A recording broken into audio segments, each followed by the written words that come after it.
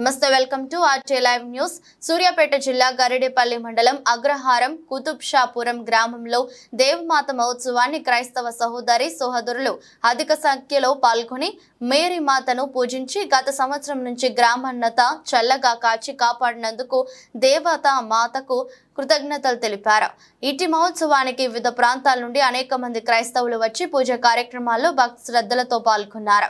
ఈ కార్యక్రమాన్ని ఉద్దేశించి రెవరెండ్ ఫాదర్ ఆంటోనీ గారు మాట్లాడుతూ, యేసుక్రీస్తు తల్లి మేరీ మాతను వేడుకున్నట్లయితే ఎనలేని అద్భుతాలు మహిమలు జరిగి మన కుటుంబాలు శాంతి సాక్ష్యాలతో వర్ధిల్లుతాయని, కాబట్టి మనమందరం ప్రతినిత్యం మరియ మాతను ప్రార్థించాలని క్రైస్తవ సహోదరి సహోదరులకు తెలిపారు. ఈ ఉత్సవంలో ఉపదేశి బోయిల్లా అరుణ్, గ్రామ క్రైస్తవ పెద్దలు, మహిళలు పోయిల్ల బాలస్వామి, పోయిల్ల లుర్దు, మేక ఆంటోనీ, కట్టబాబు, కర్తనందం, యూత్ కరుణాకర్, రాజేష్, సతీష్, రమేష్, క్రైస్తవ సహోదరి సహోదరులు పాల్గొన్నారు. నీవు ఆయన పుత్రుడు కనుక వారసుడు కూడా. ఇది ప్రభు వాక్కు.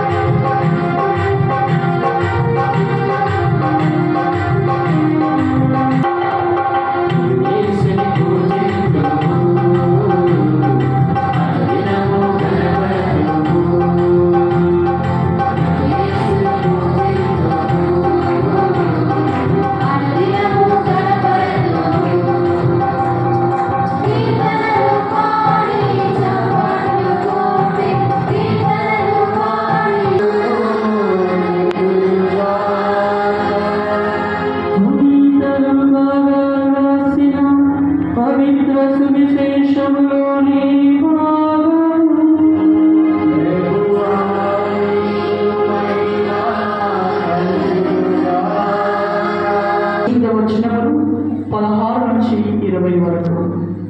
పునీత లూకా సువార్త 2వ అధ్యాయం పరిశుద్ధ వచనములు 16 నుంచి 20 వచనం వరకు.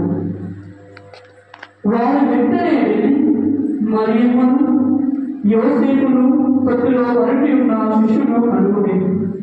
పిదప వారు చూసిన శిశువు గురించి విన్న విషయములెల్లా వెల్లడించి, గొర్రెల కాపరులు వెల్లడించిన విషయములను వినిన వారందరూ మిక్కిలి ఆశ్చర్యపడింది. కానీ మరియమ్మ ఆ విషయములెల్లా తన మనస్సున అంతరం పదపరుచుకొని మరణము చేయుచుండెను.